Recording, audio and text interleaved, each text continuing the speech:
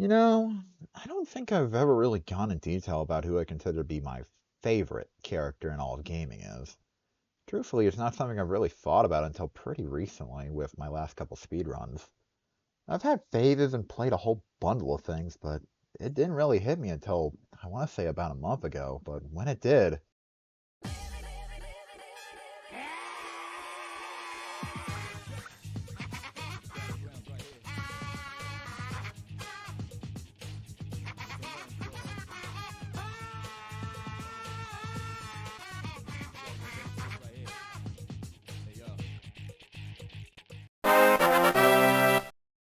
Wario is a slight oddball character, but as you'll see, I think that oddballness is what drawn me to him. He's a character foil to Mario, being instead of athletic, heroic, and everything Mario is good-natured for. Mario is a much more selfish, greedy man who uses brute strength. And honestly, I think the debut idea of the two being rivals is extremely charming, especially given her backstories in the old Nintendo Power comics. Oh, poor Wario. I think Nintendo knew that as well. I mean, only a year after his debut in Mario Land 2 as a main antagonist, Wario would gain his own playable appearance in Mario Land 3, or, as we all know it as, Wario Land. You may be wondering why I'm calling this a yap view, or a yapping review, instead of a proper review or anything of that nature. Well, quite simply, I just don't really think that constructively, especially considering this is a 30-year-old game, almost 40 by the time of this video, good lord. My point in the matter is, I'm not here to really talk about constructive criticism or telling you that I think this game is the best video game ever made or the worst one ever made. I just kind of want to talk about it as general about why I really like want to play it, why I think you should maybe play it, or what I think it'd be improved. Not exactly something that I would take as solid as stone, but more so occasional ramblings of an idiot plant. Oh, and right, before someone reports me to the Nintendo ninjas, because let's face it, those people are sneaky as can be, I do own this game. Here's it off my Game Boy player on my GameCube. Don't ask how I'm doing it. Right, you piece of shit. Hey, there we go. Technically speaking, it's actually my stepmom's copy of the game, but I mean, I own it now, so oops. I'm just simply using an emulator because I don't have a capture card for my GameCube or a Game Boy Advance. And, well, how else would I do it, right? Before I really go into details about the game itself, I'd like to read more into the game's plot, or as much as I can from the Mario Wiki, because trying to find a manual isn't exactly easy, or I couldn't find one. After the events of Mario Land 2, you know, where Wario gets his ass handed to him by old Wahoo, Wario, still pretty upset about the loss of his castle, sets off to a place known as the Kitchen Island, where he hears that a group called the Brown Sugar Pirates, I think they're later retconned to the Black Sugar Pirates, I could be wrong on that, and their leader, Captain Syrup, are hiding a huge golden statue, one Wario indefinitely plans to steal and sell for money to buy himself a castle. Sounds pretty Wario, alright. Truthfully, not much, or at least at this point, this is introduction, is known about the group or their leader. There's not even an image for Syrup in the manual, at least that I could find. I guess they wanted to keep it a secret? That's fair, it's probably a good way to spread marketing, but I don't know, just kind of thought there'd be something. Trying to find a render for these characters isn't easy.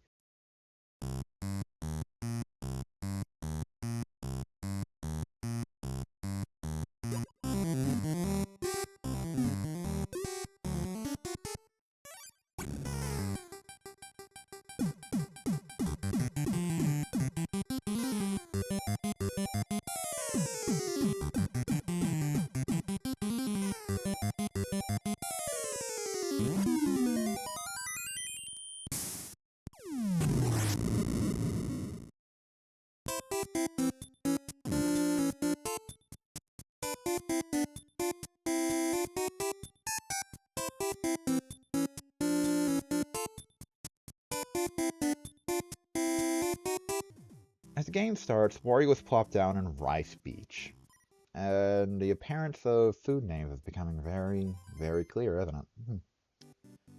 I should not give this game to a fat lady like me, good lord. So what's Wario's deal? I mean, he's just a fatter Mario, yeah? That's kind of part of a character foil. Not exactly. I did mention he used brute strength, and this is kind of where they tried to force it into his character kit. For the better, I say. Wario doesn't need no fancy smancy jumps or whatever that plumber boy uses. Wario's got shoulder tackles and ground pounds and brute raw strength to pick up and throw stuff into wherever he wants it, including under swamps, which gives you money. Oh yeah, money. So your main goal in Wario Land is predominantly greed. I can't imagine you're surprised by this factor. The point is, Wario wants money. A lot of money. And you gotta penny pinch everything. That is something about Wario Land. They really, really want you to get as much money as possible, and especially on foot, as you'll see later. Every enemy drops at least one coin if you shoulder tackle them, though you can usually smuggle them for more money in other ways, either throwing them under a swamp for a tenner, or these weird bird-looking things that drop about 10, I think 30 actually, but those are later in the game and pretty hard to use. The whole money aspect is especially heightened by the fact that there's 2 minigames at the end of every level.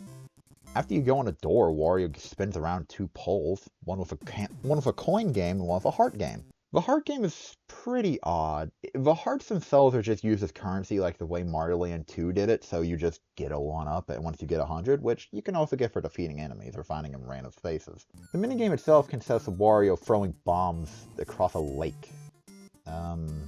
Sure, cool. I guess Wario Blast is also part of this canon. Did that happen yet? I think that was after this game. Whatever, maybe that's a video I'll make. I didn't really get a lot of footage of this one. I think I only did it about twice, and as you can see by the results, I did pretty ass at it. It's not exactly intuitive. I didn't know you could hold the bombs until the second time, and that was already too little too late. The coin game, though? Oh, lord, this coin game. It'll put you through the 5 stages of grief harder than anything else will in the game. It's a very simple premise. It's a 50-50. One of them will drop money that'll double your cash currently, and one of them will drop a weight, which will half your cash currently. You can do this up to 3 times. The thing is, I've never gotten a triple money bag. It's really hard to do. The triple weight, though, you'd think it would also be equally as hard, but this recording session alone, I got it 3 times. Not in a row, mind you, but it did happen. And trust me, you do not want to hear the audio of when that first happened. I was an extremely angry plant queen. I did mention at the end of every level, but there's a little bit extra to that. There's a gate that requires 10 coins to finish the stage, which is a mechanic I'm slightly iffy on. I get that I don't want you to breeze by the levels and ignore the entire point of, well, the Wario game, but using a whole tenner to finish a level is pretty steep even for this early in the game. Regardless, it's free the first time, and a few other levels where we just are afraid you don't have enough money to do it. So it's no worries for now, though it's always taken a toll on my cash. Not to be so abstract from Mario, Wario does have a few own power-ups in this game as well.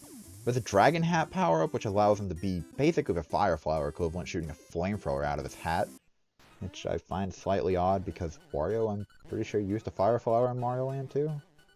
Whatever, it's different. A Bull Helmet, which allows for stunning ground pounds, which, see, I abuse. Ceiling Hanging, which is usually just for coins. And the longer, more powerful Shoulder Tackle for enemy killing and block breaking. And last, the Rabbit Hat. Wario gets equipped with a freaking jetpack on his hat and can zoom extremely quickly. Both walking and boosting.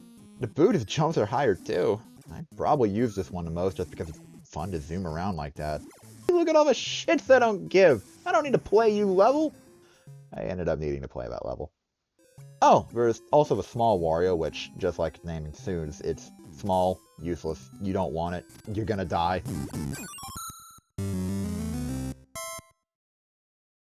The only thing you can really kill anything with small Wario is if you pick it up and throw it into someone else. No shoulder charges for you.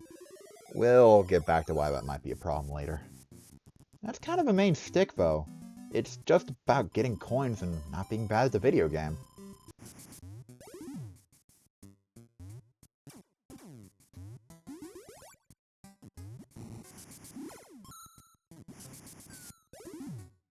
Slight problem. I'm bad at the video game. Well, I say I was bad at the video game, but I haven't failed yet. Here we are on the 4th level, and this doesn't look that bad. I mean, it's just... Oh, I should just shut my fat mouth.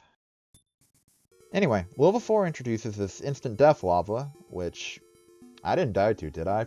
Did I die to that? Cut if I died to that. Still, rude awakening though. Instant death on the 4th level? That's kind of rude, don't you think? Well, I did say this game was hard. Ignoring that, level 4 really isn't all that much more than the other levels. Just a bit of a rude awakening. We're quickly on to the boss area of this world, and oh god damn it! The Flumps can kill you instantly from any side you touch them on. Of course. Just show me the boss.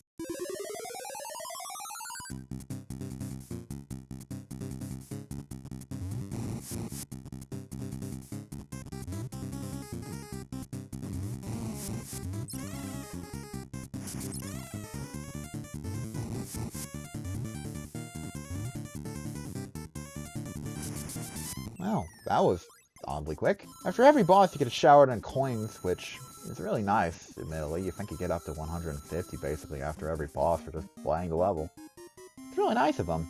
It's nice that they were hiding coins for the queen, because, you know, we're poor. Now that that world's over, we can move on to the next world. Hey, why are you going back? Okay, so that's a small mechanic in this game, though honestly I don't really think it plays into much. Rice Beach's tide rolls in after we beat the boss, which is a nice little visual change, but actually, in 2 of the levels, it starts getting submerged. Reason I even mention any of this, because this actually introduces the biggest mechanic in Wario Land 1 and what separates it from basically any other platformer of its time. If you want to get all the money, then there's the treasure you need to get. You may have seen these 15 empty slots on the results screen after the money tally up. Well, those are the 15 hidden treasures around the entire game. The first one being in a now flooded Rice Beach. Well, every time a treasure is on a stage, you'll either find a key or a door with a huge skull on it. That should be priority number 1 after finding it. Pop the key inside and you find a treasure chest.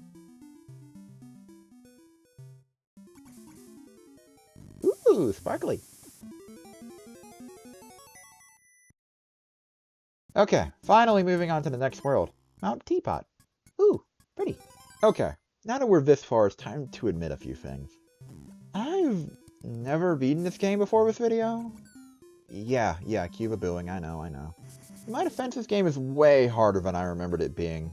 And also, I'm just bad at video games. When I was a little seedling, my stepmom, the one who had this game before me, I think, had a save file in here that was nearly to the end of the game. I think only about 4 levels before it, but never beat it.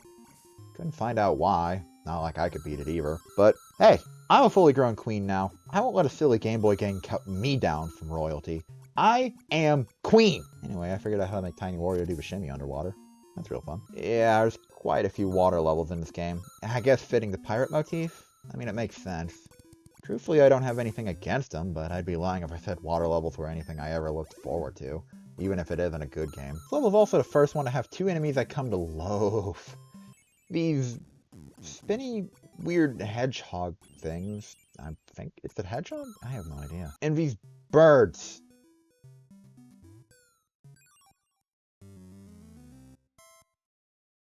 If former is just simply that I suck eggs and also I'm impatient, I can accept that's my fault. The latter...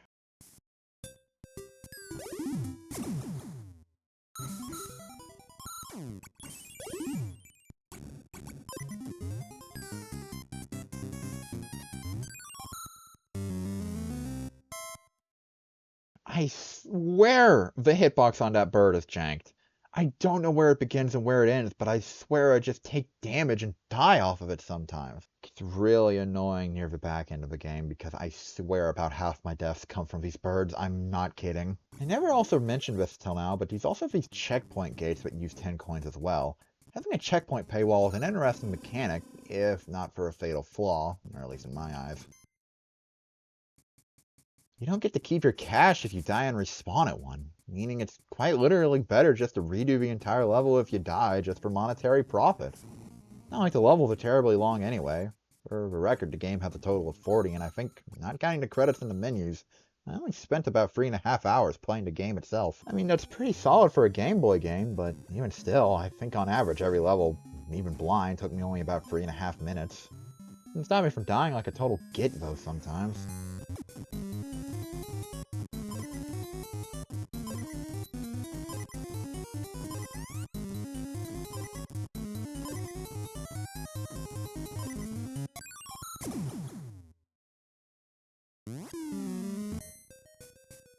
Unless I'm good at video games.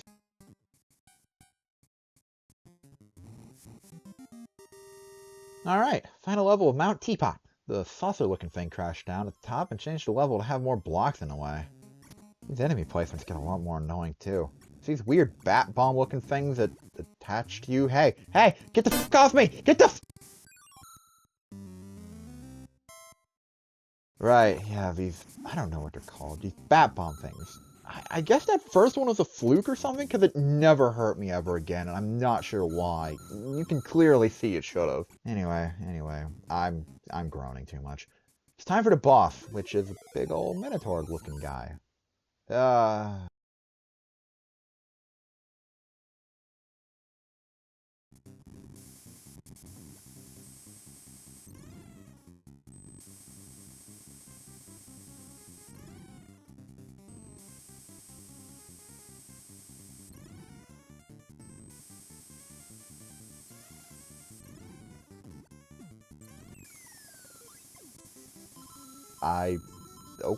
Okay. I guess it's done. Alright. Sure, that also works.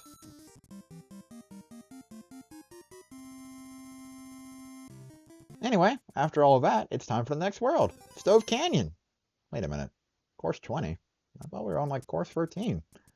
Wait a minute, why is there lava on the wall, and why is it chasing me? Why is it... This is really rude, game. I shouldn't be...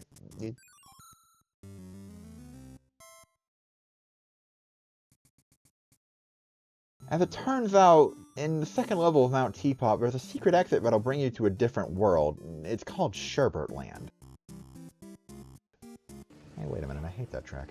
It's completely skippable for some reason, despite it being absolutely necessary if you want all the treasures.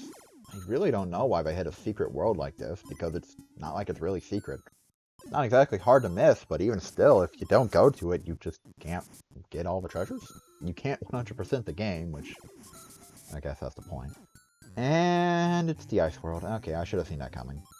Okay, I'm being harsh, but this is easily where the game starts becoming way meaner if Stove Canyon wasn't apparent. The first level here alone proves that. You're making tight jumps across a narrow, crumbling bridge while being pelted by those birds I hate. Am I playing Wario Land or Crash Bandicoot? Good lord! Some of these jumps would just feel impossible with small Wario. You just need that shoulder charge to get across with, like, pixel precision jumps. Thankfully, that is easily the hardest level in this world. That is a double negative. What am I writing? But the world itself isn't easy.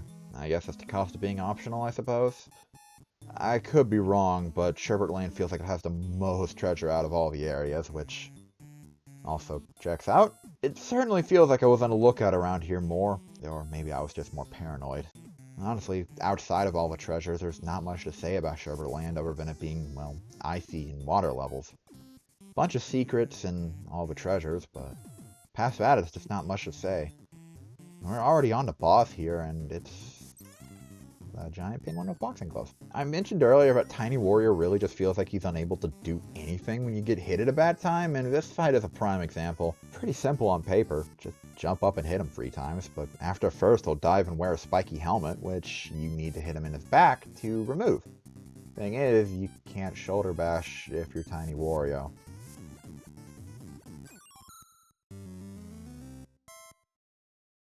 Well, there's also a door behind him. Maybe that'll do something. No, not necessarily. I live, but so does he.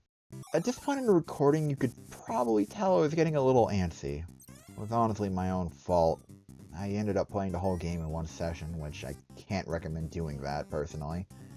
But I did, to a fault, because I have an extremely quick temper. I got it from my roots.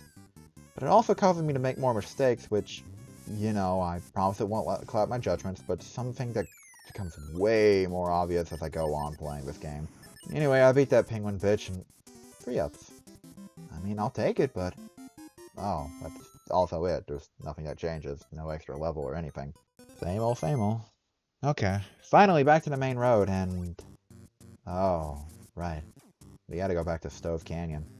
Oh, come out and say it. This one is easily my least favorite world in the entire game. It is just so brutal out of nowhere. And it also doesn't help that the music starts you with this tune.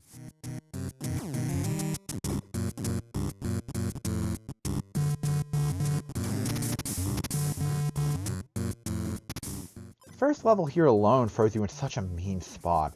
An instant kill lava wall approaching quickly, a key you gotta drag through the whole room, paranoid that you missed something. These ladder sections here where you either have to wait or take a hit because you can't sit on the very top of them. Ugh. Have I mentioned how much I really dislike instant kill traps in games, especially platformers? That's Stove Canyon's entire stick, too. Second level here isn't much easier. No instant kill wall, but falling bridges and these platforms that can rise and fall out of the lava. They're, of course, smaller than the average ones do. First one dives as soon as it's on screen, so if you jump the gun, you're just screwed. Tell me how I know. And soon after, there's rows of the platforms that you have to time out accordingly because, again, you just can't jump the gun. I swear, I'm good at video games. Alright, level 3 it is. Throws these potaboos at... Potaboos? Is that what they're actually called, or am I just imagining that? I've always called them potaboos. I think they're supposed to be called lava bubbles. Whatever. Anyway, they're here, and it's where I noticed something kind of strange.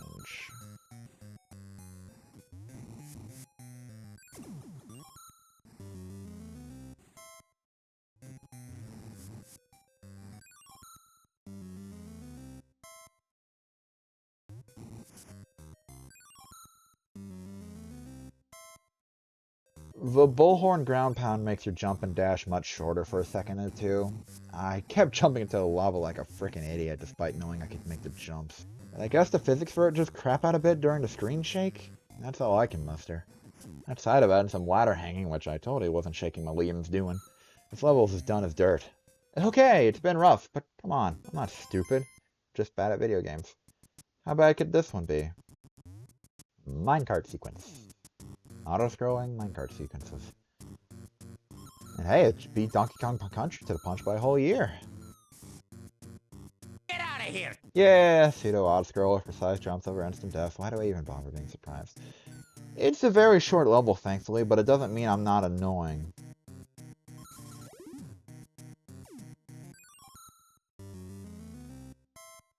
Especially since there's a secret exit here.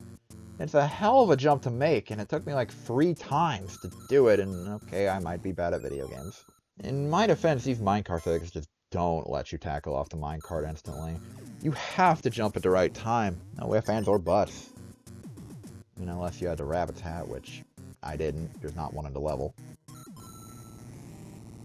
The extra level here is weird. I don't fully know if I was supposed to be non-linear or something, but I just kind of got focused on the key and got out quickly afterwards. It's a straight shot to both.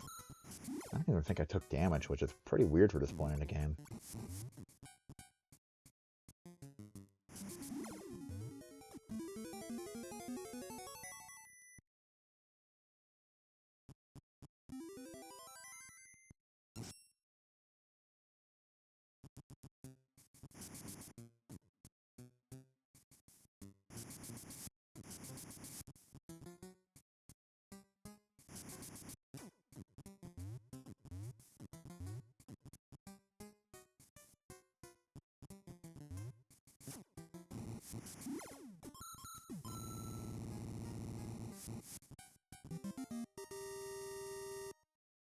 The final level here is thankfully no instant death wall, but everything else is on full force.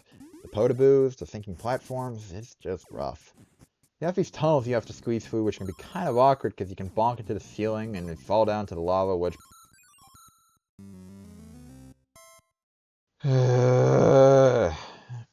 Oh, and I fell through a platform.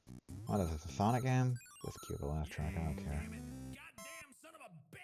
Whatever, the boss here is some floating demon head that shoots fireballs out of its nose and destroys its floor with its tongue. I gotta remind myself it's a Wario game after all. He did get me the first time, but I'll admit I was just playing extremely poorly, so second time around I beat it in like 7 seconds. Go figure.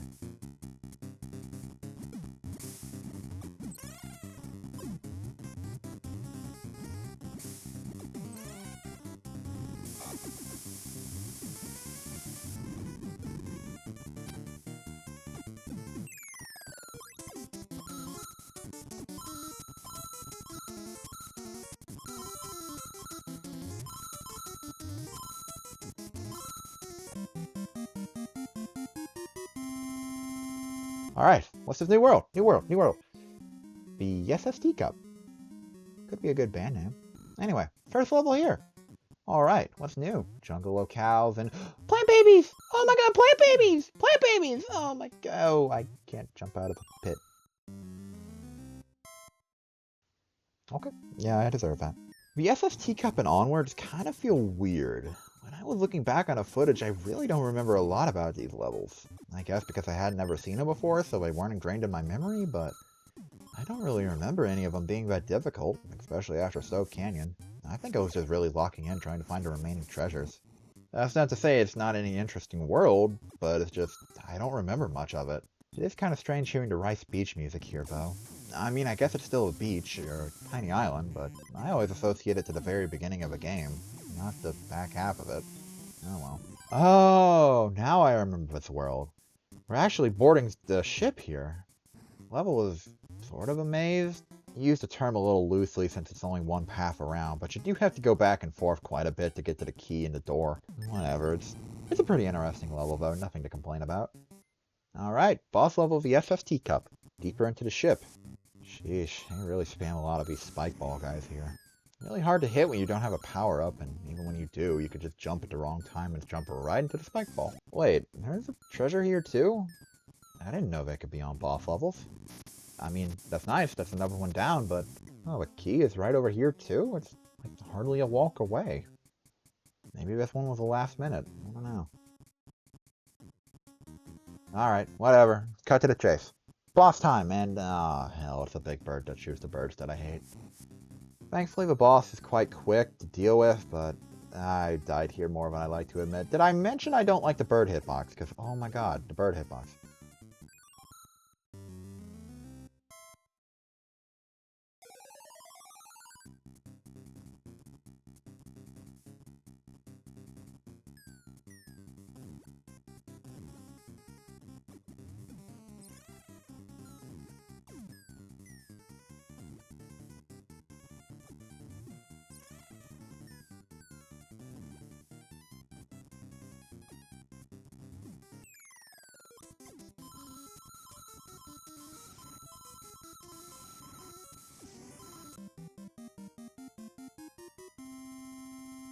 After the bird, Wario was shot out to the Parsley Woods.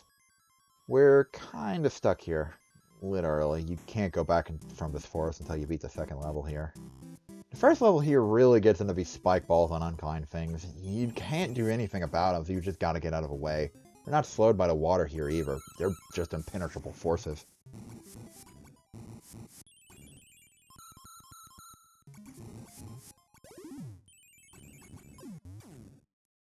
What's next? Oh, great. Another minecart sequence. The Stove Canyon music. Alright, whatever. I'm overreacting. I didn't even die here. It's just... this music just brings bad mojo. Hitting the switch drains all the water back into the ocean, meaning that the first level isn't flooded anymore. And I also can go back to the SST Cup. I bring this up here because my brain didn't put the two together and I nearly missed a treasure. Yeah, I had to go back after the third level here to find it.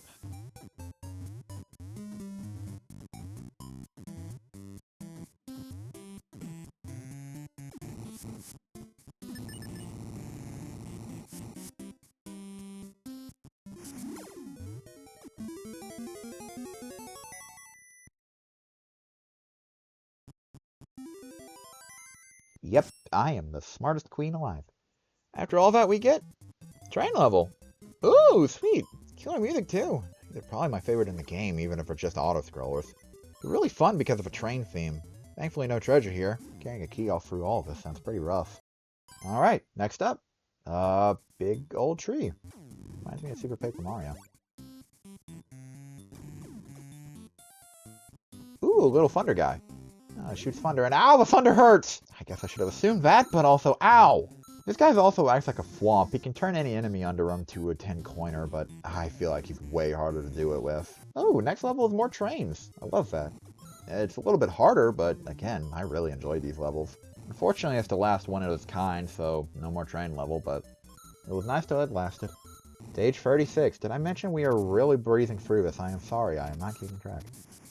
Truthfully speaking, I think this is actually the level my stepmom got to before she just couldn't beat it. At least that's what the last level I saw in a save file way back in. Again, not like I could beat it back then. I couldn't beat Stove Canyon as a kid.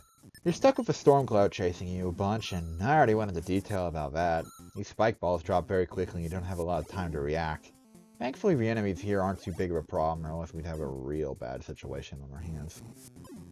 The boss here is a little ghosty goo with a purse. It can stun you if it touches you, but even with that, I kind of fumbled my way around and still won easily. Strange.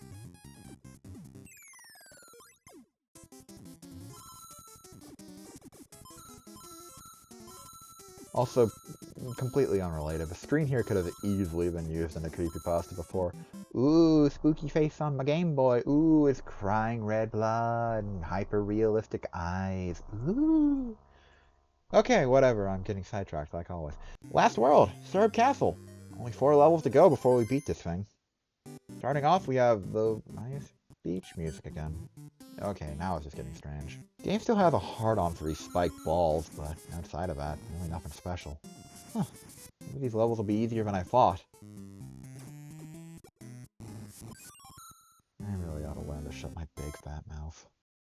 We're at the castle proper with the... Ugh, it's the Stove Canyon music again. This level is really rough. It's all the ladder climbing and enemy placements.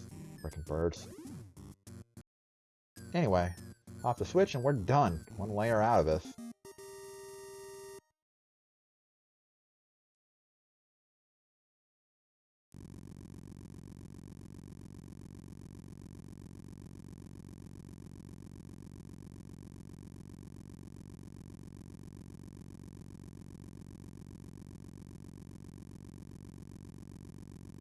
Come on, we're closer to the end. Stage 38. What's next on the chopping block? Hell. Anything other than the birds, please? Low-hanging ceiling traps too, huh? I should have expected that to be an appeal to the level, but... Huh. Well, this is a weird room. I jumped too late. Gotta drop down and... What? That counts as a death? Did it loop me to the bottom of a screen where the lava was? Get your head in the game, Queenie. Final treasure obtained. Somehow I did all of that in my first try. I'm honestly surprised. I thought for sure I'd miss one and have to go back in editing, but no, I'm glad to be wrong. Now we just gotta beat these last 2 levels and we're golden. Pop another switch and we can be on our way to the very top.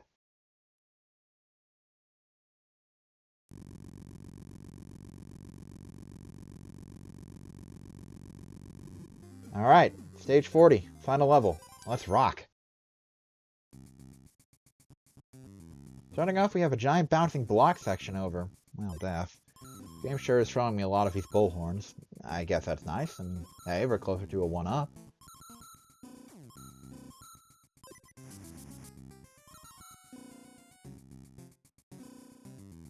Before we can go in, there's some guy in armor blocking the door, where I, of course, got my shit rocked. I swear I'm good at video games. Take 2 goes much better, though, when I kick his ass. Scary ladder section, and we're here! Oh, wait, Captain Syrup's actually a girl? I think she's actually one of the first female villains in gaming, at least that I know of. Oh, she also has a genie lamp. Where did you get a genie lamp? With a big fat genie still inside? Hey, I'm the fat one here. Jokes aside, the final fight is disappointingly simple. I guess to make sure Small Warrior can still do it, you just need to throw the lamp around until it's upright and a cloud will pop out. Jump on the genie's head about 6 times and it's all over. For you!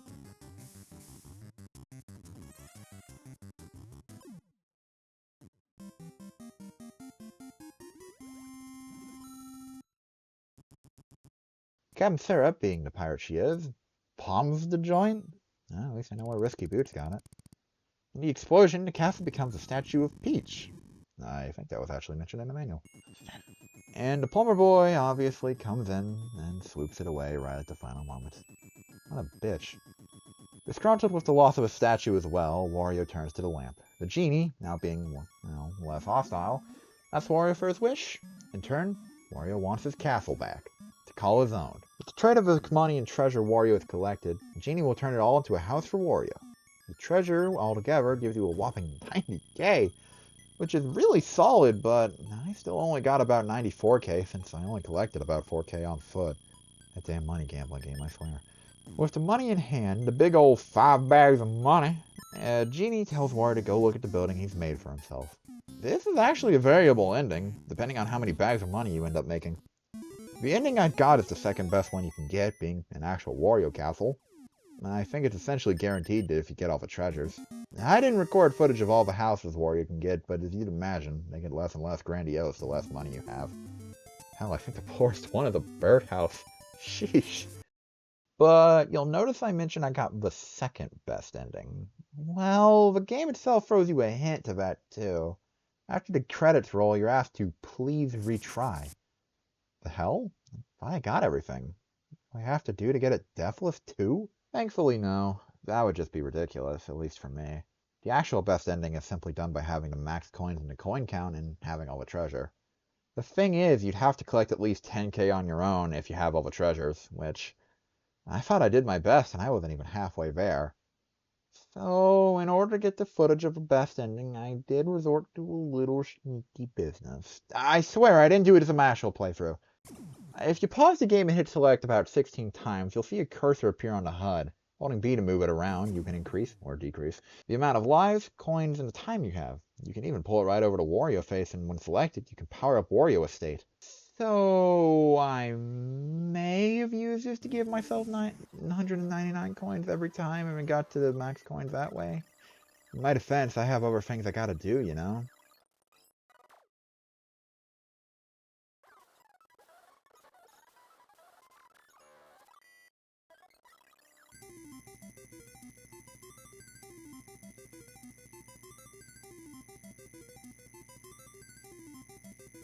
Without further ado, here's the full, final ending to Wario Land in all its glory.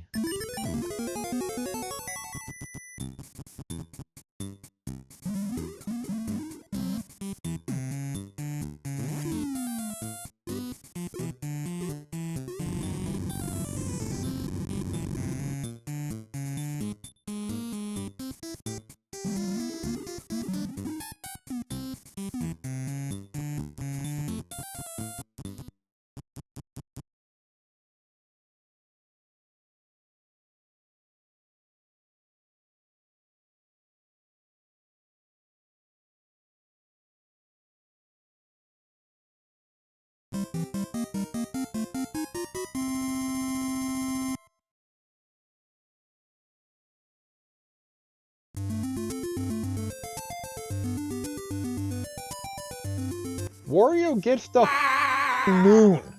And that's Wario Land. Despite all I complained and joked, I still think this game has held up excellently. It's still very fun and challenging in a good way that I really do think is very well made. I really enjoyed playing through it again just for this little yap session, and I probably will go back to it not far from now. I guess in short, I think Wario absolutely nailed his very first game, and I'd still recommend it to people either curious about Wario's outings or just a difficult platformer. Well, with maybe the first of Wario's games, it's certainly not his last, and I plan on talking about the other games in due time. But I wanted to talk about the video like this for a very long time. Not originally about Wario, but about Anton Blast. It kind of got pushed off later and later for various reasons. And I had an idea to do the same yapping for Pokemon Red, since, well, to no surprise, I am a Pokemon fangirl. But that also never came to light. Hell, I never finished recording it. This is just kind of one of those things that happen with enough sheer raw motivation. So, wherever it'll be, join your queen when we soon talk about Wario Land 2. Eventually. Bye-bye for now, my weeds and seeds. Hey, post-editing queen here. This is the first time I've really done any attempts at editing or voicing over a script or anything like this. I apologize if anything looks a little rushed or sounds kind of off. I'll admit I don't have the best quality stuff right now. I had to draw most of these things with my mouse cursor, and because my drawing tablet doesn't work anymore. And I don't really have a proper microphone, so I'm kind of stuck with whatever I'm using now. But I'd like to ask for feedback. If anyone has any questions, comments, or advice, I'd love to hear it because this is something I'd like to make more of. I enjoyed making this. I guess until further time, I'll see everyone next time.